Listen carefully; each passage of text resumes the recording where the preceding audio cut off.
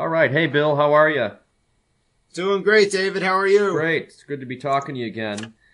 For anyone viewing on Blogging Heads, Meaning of Life, the last time we had a conversation, there was a technical error causing the recording to end abruptly, and some of the commenters pointed that out, so we appreciate those of you who expressed some disappointment that you couldn't see the entire conversation. So we're going to go for part two right now, and therefore we can complete the conversation that we're making available to everyone on Blogging Heads. And I'm happy to be doing it. Thanks for joining me again, Bill. Yeah, thank you, David. A pleasure. Well, where we left off, we had I thought, a very interesting conversation about existentialism, and we started to get into capitalism. One question that I want to bring up, though, because we both extolled the virtues of individuality and individualism, but it's pretty clear that human beings require connection, and human beings thrive in community. Ernest Hemingway put it pretty bluntly, but also pretty brilliantly in one of his underrated novels, To Have and Have Not. Man on his own doesn't have a fucking chance. There you go. So if we both agree that the title of the book on Buddhist existentialism, Alone Together, is pretty profound, but where in your worldview, existentialism, individualism, do you find ways to emphasize connection and community? Yeah, that's a great quote from Hemingway. I hadn't heard that before. Of course, the famous line from a character in Sartre's play "No Exit" is "Hell is other people," which is that's the other side of it. Yeah, yeah, that's the other side of it, right? And well, basically, I'm advocating for voluntary association, right, rather than forced association. While hell is other people, another way of thinking about it, maybe reconciling the quote from Hemingway with the quote from Sartre is other people, can't live with them, can't live without them. Right. So, yeah, I mean, we derive part of our identity from the way in which we interact with others. And, of course, some of the greatest joys in life come as a result of our voluntary interactions with other people. So we need to have a place for that. I guess the free market existentialist line in the sand is against forced association. Yeah, and that's where we have some disagreements. We can find what Christopher Hitchens, the late Hitchens, called encouraging signs of polarization. I'm a free market advocate, as we established in the first part. You're a free market advocate, but to a much greater extent. If it's not too much to say, is it fair to say that you're a doctrinaire libertarian? Yeah, I mean, doctrinaire, I suppose, in the sense of really taking it to the extreme theoretically, but not in the sense of predicting that we would have a rosy utopian future as a result of a full-blown libertarian society. Or hopefully not doctrinaire in the sense of attitude in suggesting that there's no room for my being wrong about any of this.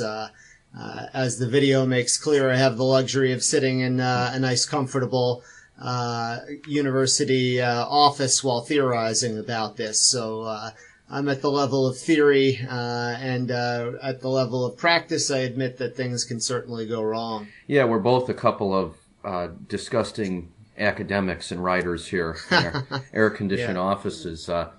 But all right, well, on that point, and forgive me for some repetition, because this is what we got into before that technical error. But on that point, bringing theory to the pavement and on-the-ground application of theoretical and philosophical argumentation. As we do this conversation, my better half, my beautiful and wonderful wife, is out at her day job, which is social work. And she works with adults who suffer from developmental disabilities. And these are, of course, people who have great difficulty assimilating into the institutions and into the economic transactions that we take for granted. So part of her job is finding them residential placement should they need it. If they are employable, helping to work with employers to hire them. And also for those who are lower functioning, getting them the social services that can help them live a decent quality life.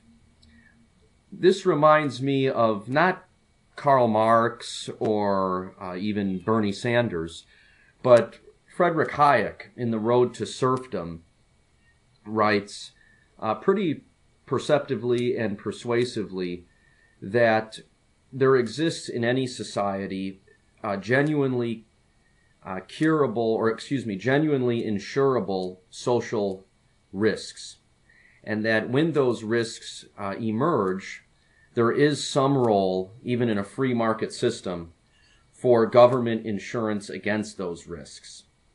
And I think of people with disabilities, the kinds of people my wife helps. I think of perhaps poor children whose parents could never afford tuition at a public school, but for the good of themselves and for the good of society, should learn how to read and perform arithmetic and do other tasks that we associate with a good education.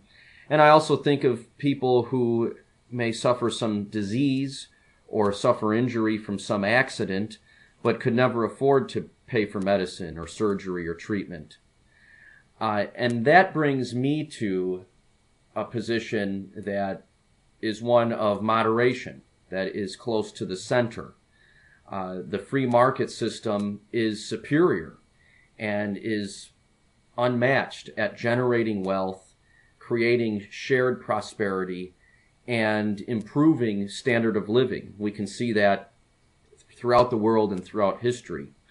But when the profit incentive is not in the picture, so caring for people with disabilities or caring for children whose parents could never afford private school tuition, how would you then step in if you aren't going to rely on public institutions to provide that social insurance? How does the libertarian address those problems? Sure, that's a terrific question, and clearly your wife does very admirable work, important work that I would like to see done. However, I'm guessing from your description that it's government-funded work, and that's sort of the crux of the issue. Yes, much of it is government-funded. It's the agency where she works is a combination of government, state funding, and private donations. Right.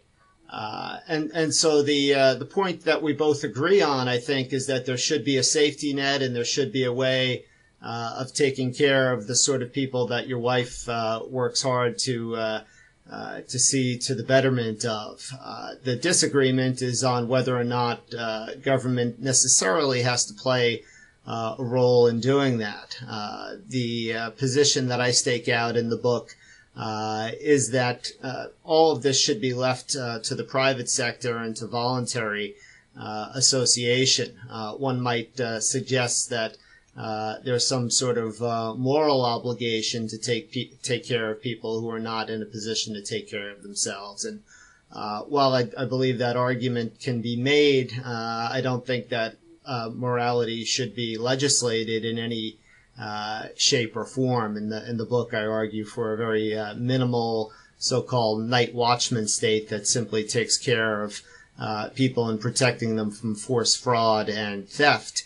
So the suggestion is that private charity would have to step in and play all of the roles that government plays at the moment. The idea being that the redistribution that takes place through taxation is essentially mandatory charity, although people may not like to hear it described as such. And the suggestion might be in objection to what I'm saying is that people can't be counted on to be charitable, that the government needs to enforce that. And my response there is simply that there are lots of things that we've thought the government has to do. For example, deliver the mail, which it turns out that it really doesn't need to do, as UPS and other companies have shown us, although the Postal Service is still the only one that can deliver a letter to your mailbox, sort of oddly, though not necessarily, right? And of course, these days you're more likely to hear, well, who will build the roads? And of course, really, government doesn't need to do that as well either. Roads could quite well be delivered by the private sector. And so my claim is that it might not work out very well, certainly in the short term. And this was part of my caveat in the beginning. And so, although I might be described as doctrinary libertarian, I wouldn't suggest pushing the button if I had such a control, such that a state of that kind were put into place immediately or overnight. I would liken the welfare state as we have it to being akin to a drug addiction, where it could be cruel and unusual and counterproductive to make the addict go cold turkey. That the process might need to be gradual, with the analog of methadone brought into the picture. And so the society that I would like to get to, although again not necessarily overnight, would be one in which we gradually wean ourselves off of mandatory charity in the form of redistributive taxation, and into the place of voluntary charity, as it more nobly is. So I guess that's my rambling response to a very good and pointed question that you posed. Well, it's interesting. You seem to recognize that there's a wager that society would make in your ideal picture, and that in order to get to the ideal, we might go through a gradual process there. It wouldn't be immediate and instant, but it does include a wager. So if one is dependent upon private charity, charity might go through cycles, and those cycles might have devastating consequences. If you want to, I was about to get to my question, but if you want to jump in there and respond to that, if I've mischaracterized your view.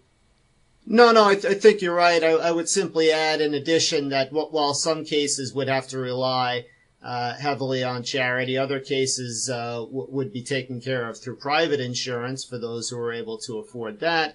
And although I think you're right that charitable giving does go in cycles with economic ups and downs, with money not taken away through taxation, more would be available not just for giving to charity, but to be put back into the economy as a whole. And I think we would just see greater prosperity in general. As you and I have noted in agreement, the free market has been a tremendous boon in terms of bringing prosperity to all who it touches. Just to kind of highlight that, the average American is about 8 times wealthier than he or she was 100 years ago, and that's not even taking into account the stuff that nobody could buy or get at any price then, such that it's far better probably to be an average person today than a Rockefeller 100 years ago. And so the hope would be that all of the things that we're concerned about in terms of education, medical care, etc., would become cheaper and more readily available under the economic system that I would envision. Although, again, you're right, it amounts to a wager, and so this is part of my hesitation in pressing my hypothetical button and suggesting gradualism as the appropriate course. Yeah, that point you picked up is something on which we definitely agree, and I often find myself confused by the increasingly apocalyptic tone of political discourse in our country. It seems that left and right have agreed that the world is falling apart. We're entering some circle of hell that not even Dante could imagine. They just disagree on what's caused it and how to solve it. Whereas if you look at the actual data in terms of life expectancy, health, wealth, general welfare, crime, deaths from violence, everything continues to improve. That being said, what if we remove morality from the argument? Because the way I understand it, Hayek wasn't necessarily making a moral argument, but he was making an argument about efficiency. And if, yes, we are alone together, but emphasizing the together part, wouldn't you agree, especially as a college professor, that, for example, our society gains if we have a better educated populace? So therefore, we all share a stake in guaranteeing that all children acquire the skills of literacy and receive some semblance of education. We all share a stake that we don't have millions of people walking around without health insurance, and so on and so forth. Oh, sure. I mean, there are clearly spillover effects, neighborhood benefits, however you might like to describe it. And I certainly agree with you that we all have a stake in that. And I think we all have some obligation to be a contributor to that. And so lots of us contribute to charity, even given the heavy burden of taxation. I myself gave about 10% of my income last year to charity, and I think that number, for me, I can speak for myself, would go way up if the burden of taxation were lessened. And it's my hope. Maybe it's naive or optimistic, although I'm not usually characterized that way by people who describe me as cynical or dark or gloomy. But maybe in this case, I'm naive or optimistic in thinking that other people would step up appropriately to contribute where it was needed to make that happen in a society where it wasn't happening automatically through the government. That's interesting. We should mention, and if the good folks of Blogging Heads would be willing to host us again, maybe we can have another conversation. But you actually have a novel coming out that deals with the idea of a libertarian society. Do you want to? I have not read it. I'm still waiting on my advanced copy, which you have promised. So we'll see how charitable you are. Right. But you want to talk about that for a moment?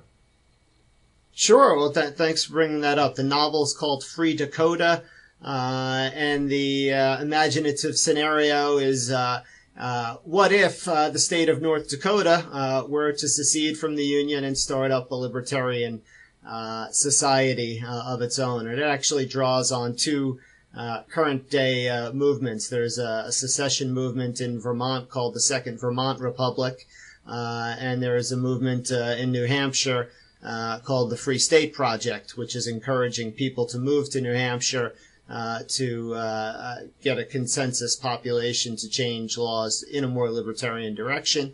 And so I imagine these two sort of combined, but out in North Dakota, where there's lots of empty space and very few people living, such that people move there with the idea of setting up a libertarian society that then secedes. And of course, that's the political and theoretical framework. Lots of things go wrong and people behave badly and all that kind of stuff that needs to go on for hopefully an interesting, dramatic experience. But thanks for bringing that up, and I hope we will have a chance to talk about it again sometime. Yeah, me too, and I'm definitely looking forward to reading it. Speaking of books, just to continue this mutual admiration society that we have, you were kind enough to endorse my recent 33 1/3 book on Metallica's self-titled record that most people know of as the Black Album. Yeah. So let me put on my interviewer's hat, figuratively anyway, here for a moment.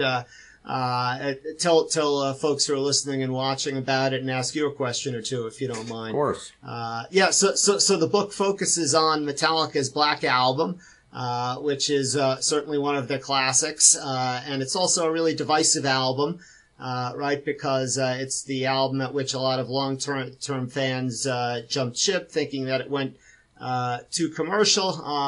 And I myself have written a good bit on Metallica. I thought I knew pretty much everything there was to know about Metallica and certainly the Black Album, but I was very happy to discover in reading your book that there were still new and really interesting and thought-provoking things to learn and to say about the Black Album.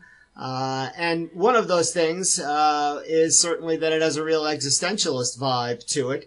And you do a nice job of highlighting that in the book, focusing in particular on Camus and Kierkegaard. So I wonder, might you say something about, what the existentialist vibe is on that album, or for Metallica in general, or really for metal in general? We have this existentialist vibe. Yeah, of course, and thank you for all of your kind words. I'm flattered, as I was by your initial endorsement of the book.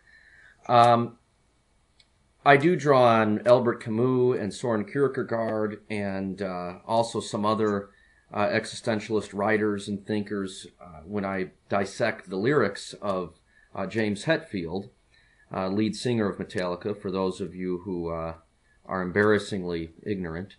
And what I see is, one of the quotes that I use in the book is Albert Camus said that if life is actually absurd, if it is without any intrinsic meaning, then the only way with which to deal with the absurdity is to live in revolt against the absurdity.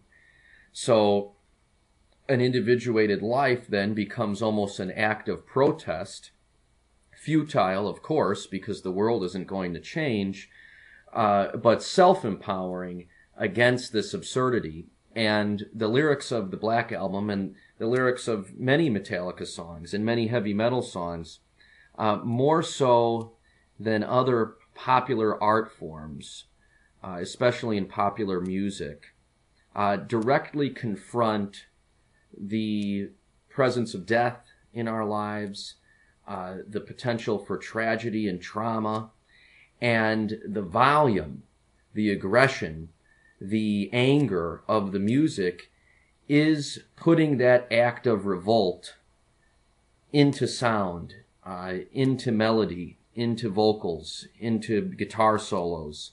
So heavy metal, when done well, like any other genre, it has its highs and its lows. But when it's done well, it's triumphant, according to my interpretation and assessment, in that it really activates and actualizes what Camus talked about when he said, live in revolt against absurdity. And on the Black Album, I mean, James Hetfield's writing about the untimely death of his mother. He's talking about certain systems of social oppression. He's talking about people placing undue pressure on each other to conform. And then the music supports those lyrics with this aggression and this energy and intensity that I try to describe in the book. And like I said, it's that act of revolt. It's that fight. And that's what heavy metal does that other popular music forms do not. And that's my interpretation anyway. Would you agree? Oh, yeah, I certainly would. And it's a genre that's obsessed with authenticity, and Metallica has been concerned with authenticity in various forms from their origin. And one of the fun things about the Black Album is that it was accused of being in some ways inauthentic, although in some ways it's the most intensely existentialist album that they produced in terms of lyrical content. The music is still aggressive, but it has more of a pop hook to it than some of the others do. And some of what's great about your book are the new interviews that you conducted, and some of the ways in which you were able to pose these questions to the band members about the way in which metal itself and the expectations placed on the band are constraining and potentially limit an artist's authenticity. So I thought you might comment on that. Yeah, that was a real thrill for me that I was able to interview all of the members of Metallica who worked on the Black Album, along with Bob Rock, who produced the Black Album. And there's two ideas to pick up on there. First of all, there's this individualistic and existentialistic idea of freedom. So Kirk Hammett, the lead guitarist of Metallica, talks about how we live in a free society and a purportedly individualistic culture in which we're encouraged to pursue our passions and follow our dreams and say what we believe. Yet Kirk says that there's all of these institutions and all of these social forces that, in his words, from the moment that you can walk and talk, try to bat that down. And heavy metal for him and for so many others was a means of expressing some rebellion and resisting those social pressures to conform. But what you just mentioned there is James Hetfield says that he got into heavy metal because he wanted to escape the cage. But in some ways, heavy metal became the tightest cage because within something that was built for rebellion came all of these conventions. And I think that's a thread that one can follow throughout history in areas that are much more important than even heavy metal. What begins as rebellion often becomes the thing that people were trying to rebel against. That's right. That's right. And, for old fans and for those who are not even fans of Metallica, you and I could quote lyrics at one another to establish all that, but lyrics never sound quite right without the music. But just thinking about some of the titles on the Black Album should give anybody a sense of it, right? We have Through the Never, The Struggle Within, My Friend of Misery, what else? Yeah, Wherever I May Roam. Even Nothing Else Matters. It's that was the song that really shocked people when it came out. But lyrically, right. It's all about. It's very existentialist and it's very individualistic. It's never right. care for what they do, never care for what they know. So I think that heavy metal is one of the rare art forms that carries this existentialist theme through and through. It's not very common in our culture, but heavy metal, in its high moments, in its triumphant moments, does just that. Yeah. And without even trying to, I don't right. think that we would say that this is a result of Hetfield reading a lot of Camus. I'm not sure that ever happened. And you do a really great job in the book of talking about some of his unexpected sources, like John Lennon, like Bob Dylan, like even Chris Isaak, which I didn't know about. Yeah, and he has at times drawn inspiration from books and authors, For Whom the Bell Tolls, very famously inspired by the Ernest Hemingway novel. But yeah, it's not as if he's, scanning through philosophy textbooks to write his lyrics. It's very personal and very visceral, as any artist is when he or she creates. But I think we could bring it full circle there and say that, heavy metal, like rock and roll, like jazz music, like hip hop, this is something many people often forget, is the result of a culture and an economy that allows and enables and even encourages people to consume and create. So if rock and roll and if heavy metal and jazz and hip hop was reliant on moralizers in the church or in government, it would probably never exist. But there were people who owned radio stations and live music venues and record labels who maybe they didn't like it, but they said, I can make money off of selling this product. So that's how you end up with a culture of vitality and variety. So again, we can maybe, we've reached the end of our time here, so maybe we can end on that point, that's another benefit to the free market system, that it enables, and this is probably, you can jump in here, something that an existentialist would appreciate, this wide variety of choices that exists. I think so. I can listen to the Osmonds, and you could classify me as insane, or I could listen to Slayer. I Right. have when I walk into a record store or when I log on to iTunes, I have the choice. Right.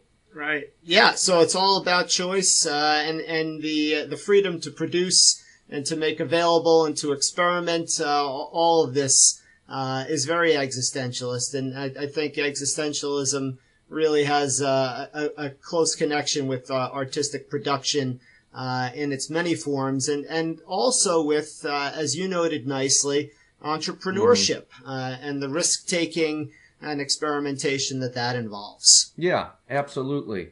Well, Bill, thank you very much. I'm glad we were able to record part 2.